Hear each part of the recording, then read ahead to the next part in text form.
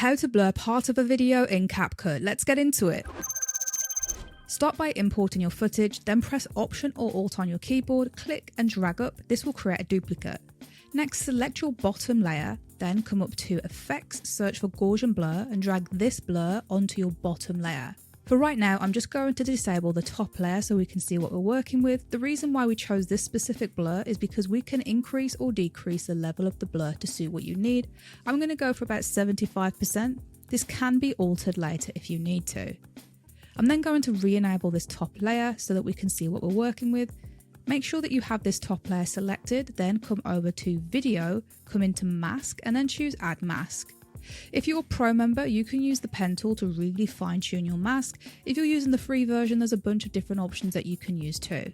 In my example, I'm going to use the pen tool and draw around this monitor here. By clicking, it adds points to your mask, and if you click on this last point, it will complete your mask. Now, as we can see there, we have blurred out our entire video, but not the screen. This could be fixed very easily by coming into mask settings and choose this reverse button. This is going to invert what we just did there.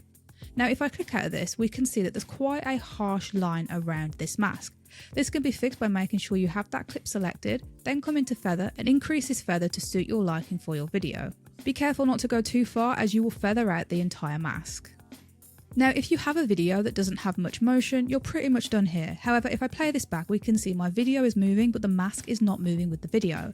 This can be easily fixed by clicking on that video that we have the mask on, come down to Track Mask, come into Duration, select Forwards, and then choose Track. CapCut is going to analyze your video and make sure that the mask tracks the motion.